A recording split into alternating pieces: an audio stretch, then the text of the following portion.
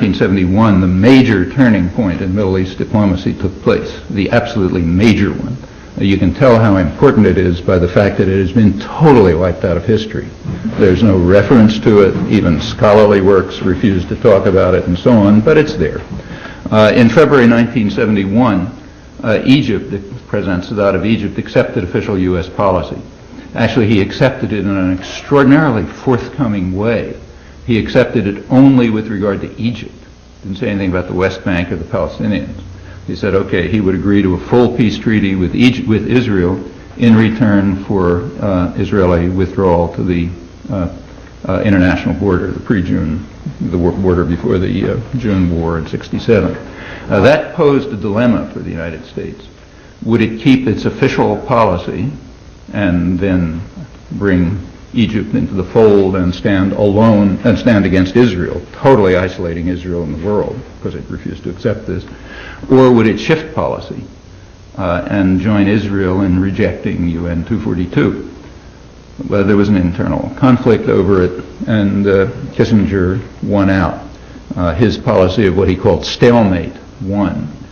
Stalemate meant no negotiations, just force. And the U.S. shifted its policy.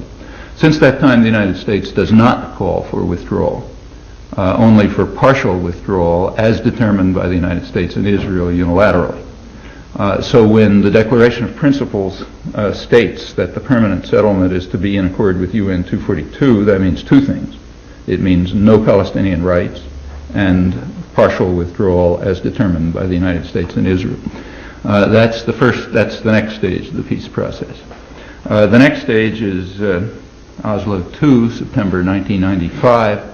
As distinct from the Declaration of Principles, this is an extremely detailed document, hundreds of pages of details, and very much worth reading. It's, again, never been reported here, except its existence. But it's worth reading, and you can find, I've written about it if you like, and there's sources about it. That document says a lot of things. It spells out in great detail how the United States and Israel intend to impose their Bantustan settlement, which is what it is. And it does spell it out. So it talks in detail about how Israel will take the water resources and how it will do this and that and the other thing. The Arab states and the PLO are constantly criticizing Israel for violating the Oslo agreements, and they are wrong. There is nothing that Israel can do, virtually, that would violate those agreements. The agreements are written, you take some law student at Harvard and give them an assignment and tell them, write an agreement so that Israel can do anything it feels like. And that's approximately pretty much what happened, I suspect. And that's approximately the way the thing is. If you think anything is in violation of it, you'll find a phrase somewhere which says it's not really in violation of it. And it's basically carte blanche. The general idea of it is that Israel will take approximately a third of the Gaza Strip and its crucial resources. It's a very arid area, but it has some water. And that water has to be used for a few thousand Israeli settlers so they can have luxury hotels and artificial lakes and water-intensive agriculture, which is valuable to Israel, and subsidized fish ponds and so on, while the rest of the population, which is very dense, doesn't have any water. That's Gaza. On the West Bank, the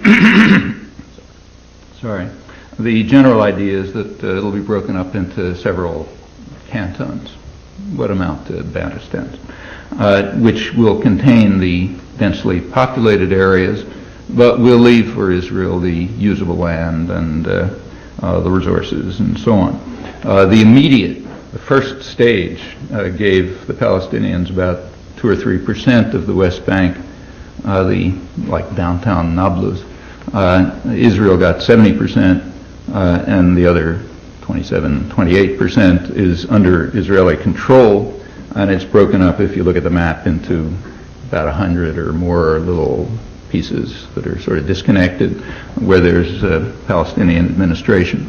It's certain that Israel's not going to keep that much territory. It's useless territory, and they don't want it. So the settlement that they're moving towards is probably very much like the original Alone plan. which called for Israel to keep about 40% of the territory and the resources and not have to deal with the population. A rather crucial part of Oslo II is that it completely rescinds UN 247. This is not usually recognized, but it's important. One part of UN 242 that everyone agrees on every interpretation, is that there are no rights of conquest. Okay, that no rights accrue to military conquest. And in particular, Israel has no legal rights to the territories it conquered. But that's rescinded in Oslo II, which states that the Palestinians must accept, and do accept, because they signed it, all legal rights of Israelis and Israeli-owned corporations anywhere in the occupied territory. I'll give you the exact wording if you like. That includes what are called government and absentee lands, which amount to, Israel determines it unilaterally, but probably half the territories or so, plus everywhere else, even downtown Nablus. So that flatly and totally rescinds every last element of UN 242. The Palestinians are granted one right in the agreement, and in fairness, have to mention this. Israel, the Palestinians are completely responsible for and have total control over all legal claims against Israel for anything that might have happened during the occupation from now to the future. So if anybody charges them with anything, the Palestinians are responsible for it, and if the charge goes through the courts, the Palestinians have to pay Israel for any costs that it might have to pay for this. That's the one right that the Palestinians have, so they do get something. Well, that's the official record. If you look at the facts, they pretty well correspond to it. I won't go through the details, but immediately after the Declaration of Principles, the Labor government, I'm talking about the Labor doves, immediately expanded settlement in the occupied territories. Now, they could do it for a simple reason, because folks like us are paying for it. Otherwise, they can't do it, authorizing it and paying for it. So with U.S. approval and aid, they immediately expanded settlement in the occupied territories to institute the intended version of the peace process. The form is taking shape roughly in the manner that I described. If you look at the issues of contention, like right now, the negotiations are supposed to have been blown up by Netanyahu's construction in southeast Jerusalem in what Israelis call Har Choma, a little unsettled area of southeast Jerusalem, right in between a couple of Palestinian neighborhoods. That blew up the peace negotiations and has led to the current turmoil. That's blamed on Netanyahu, but that's only because it's convenient to blame it on Netanyahu. In fact, that building program was announced by Shimon Peres's building minister in February 1996 to begin approximately when it did begin, exactly as it did, 6,500 units for Jews only in exactly that spot. And furthermore, they began to implement it. So even before the election, Palestinian demonstrators were trying to block bulldozers beginning the construction in Har Choma. Netanyahu, in fact, continued the operation and did it in the style that the United States doesn't like and that Western humanists don't like, namely brazenly and in your face.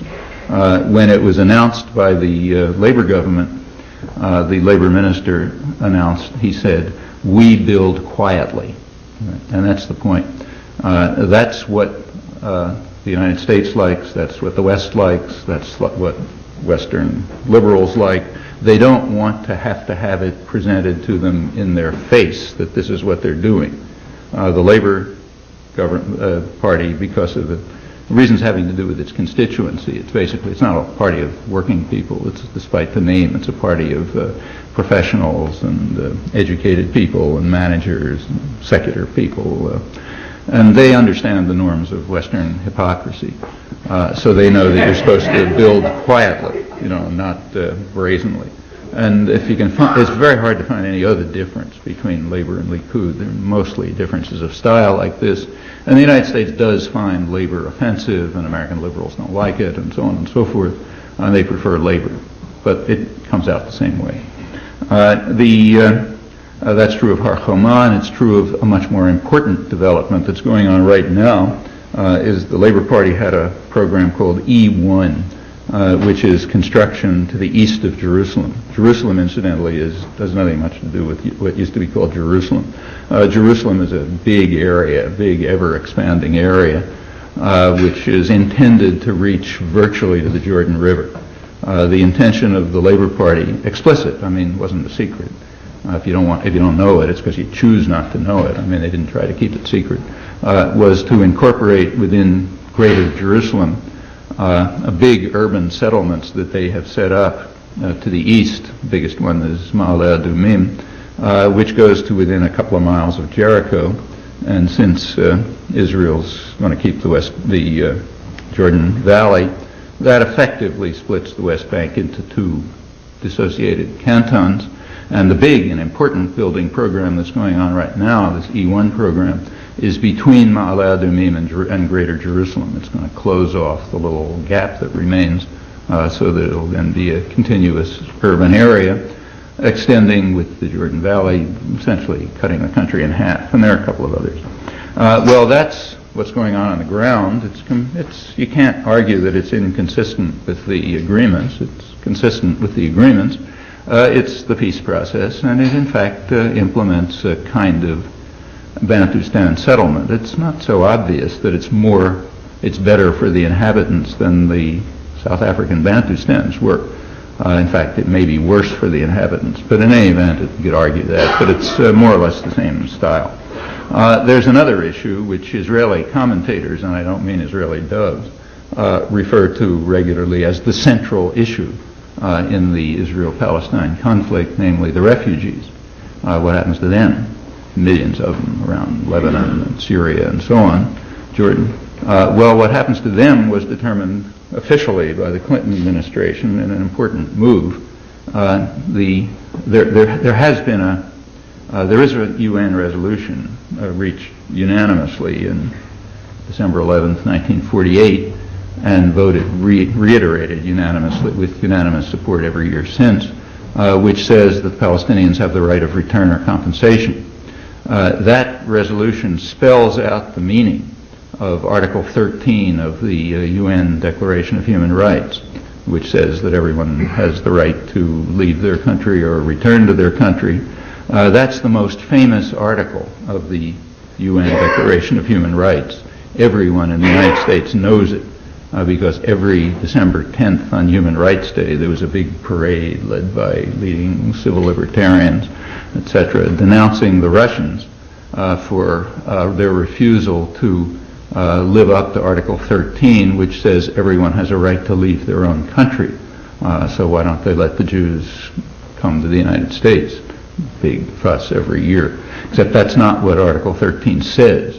It says to leave their own country or to return to their own country. And those last words were never mentioned. You can check.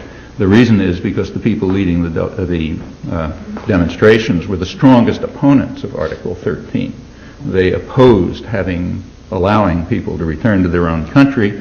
The meaning of it was spelled out the next day in Resolution 194, which said the Palestinians have the right of return or compensation. Now, of course, the votes for that were always hypocritical. Nobody was ever intending to live up to it. But fortunately, the hypocrisy's over. The Soviet Union is no longer around, so Jews are allowed to leave their own country. And the Clinton administration officially rejected the other half for the first time. It rescinded Article 13 of the UN Declaration of Human Rights and announced it voted in the UN against Resolution 194. So the hypocrisy is finished. Now we just oppose the Universal Declaration totally, both sides. And that was important. That meant that the central issue is finished. The vote was the usual one. I think it was like 150 to 3 or something like that. But if the U.S. votes against a resolution, it's vetoed. Now that's what power means.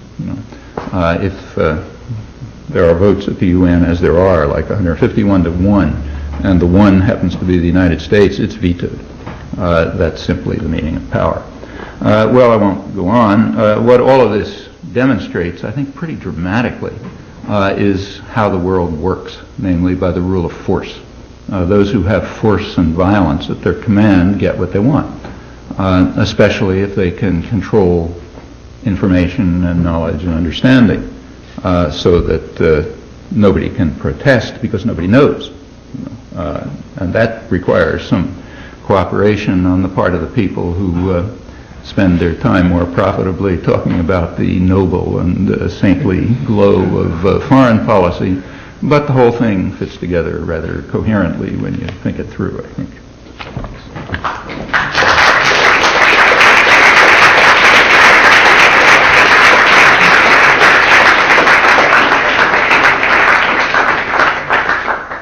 You are joining us at Cambridge Forum, listening to Noam Chomsky discussing the U.S. and the Middle East peace process. I'd like to ask you to continue your analogy to what had happened in South Africa by looking at what is currently, most recently happened in South Africa, in which force didn't win, or perhaps you have an analysis that suggests that in some way force managed to change and won nevertheless. And assuming the former, that perhaps in this case the U.S. will did not work its way because the U.S. will was moving in a different direction, certainly supportive of the prior disposition. What happened? How can that happen in this case? And what might we all learn from the outcome of the South African situation that would be helpful and instructive in terms of how we think about the Middle East?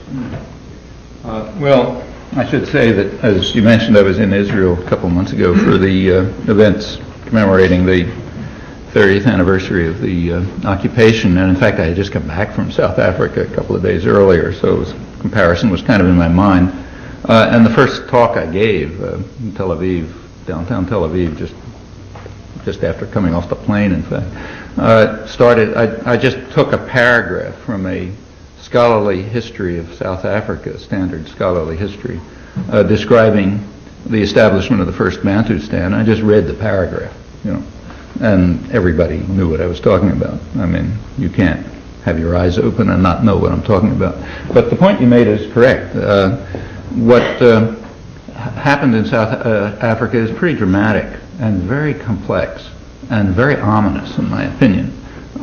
What's been achieved is remarkable. There's no doubt about it. 10 years ago was the height of the repression. Well, I'll say late. Yeah, about 10 years ago was the peak of the repression. I mean, the African National Congress was not only wiped out in South Africa, but also in the surrounding regions. The repression was very harsh. The repression against white liberals and radicals as well, and blacks, and it really looked like the darkest days of all. A couple of years later, it had fallen apart. And the change that took place is very dramatic. Kind of like what happened, I mean, a little bit like what happened in the Deep South here, where the effect of the Civil Rights Revolution was far stronger than in the North. The North didn't change very much. I mean, the racist patterns remained and everything else. But in the Deep South, like southern Mississippi and so on, it changed a lot. And the same is true in South Africa. So you can walk around, say, Cape Town or whatever, and there aren't visible signs of racist discrimination. You go to a restaurant and there's blacks and whites and so on and so forth. All of that is very dramatic. And you can ask how it took place, and then there's the question what it means.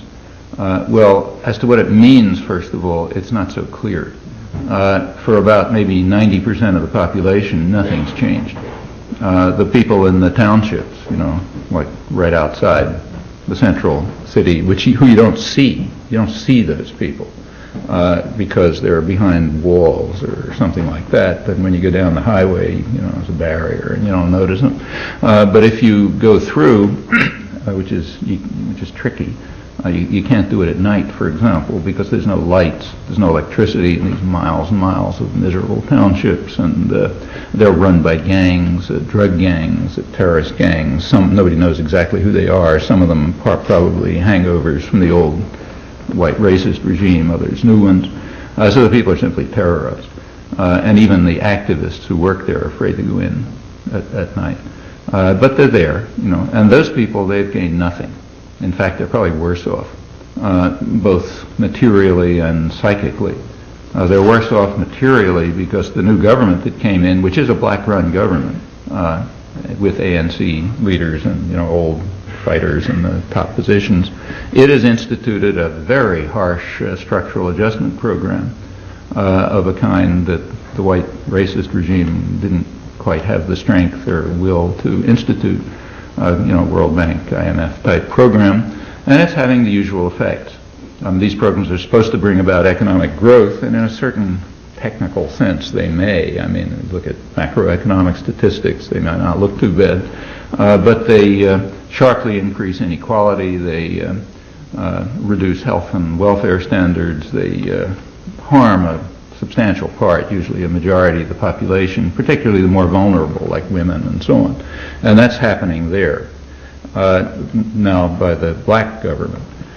Furthermore, they're harmed, I think, I don't know how to measure this, but I suspect that they're harmed psychically by the fact that they can see, that their former comrades, people they fought with courageously and struggled with and so on. Some of them are now riding around in Mercedes-Benzes and going to the best restaurants and living it up with the white folk and so on and so forth. I don't know exactly how that feels, but I can kind of imagine, and was told, in fact, if you can't imagine. But that's the situation now, and just where to lead is not so clear. I mean, it might lead to a real blow-up. So it's a complicated situation. I mean, there has been a dramatic victory, a victory for, the human spirit or something that you could hardly have imagined, and that cannot be denied, and it's very evident. On the other hand, it has its ominous side, and it's not clear how that's going to be resolved. There's a lot of conflicts and problems. How did it come about, the great victory? And it was a great victory that was achieved. Well, it came about, here there are some analogies to the Israel-Palestine thing, but they sort of start to get, to change, to break down somewhat simply because of questions of scale. So like in South Africa, it was 80% of the population's black, or what they call colored, Asian origin, and or more. But whereas in Israel, it's in Israel proper, it's a little under 20%, which is not Jewish. So the figures are almost inverted. In the territories, it's different. There is an apartheid issue inside Israel, as there was inside South Africa, and it's very severe. Again, that's something that's not talked about here because it's not pleasant to talk about, but it's true.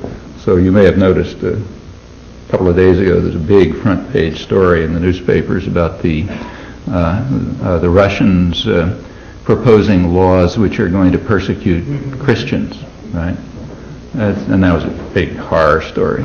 And it was, you shouldn't have laws persecuting evangelical Christians. But you take a look at those laws and take a look at Israel's laws persecuting Christians, and they're far worse, incredibly far worse.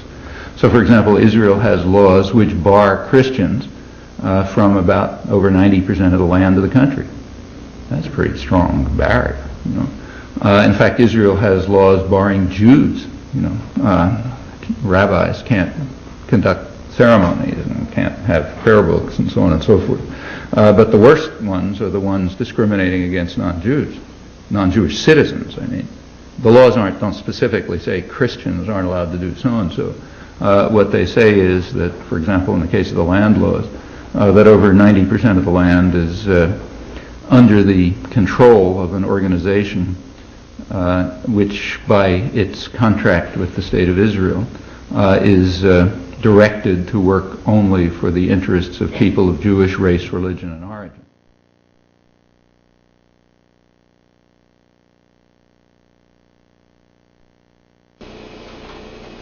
I'm Mark Bruzonsky, your host for this weekly program, Mideast Realities, and thank you for watching. If you too are concerned about the situation in today's Middle East, and about U.S. policies toward that crucial region of the world. And if you'd like to meet like-minded persons, why don't you come to one of our weekly social meetings? I'll be there, of course. Just give us a call for details.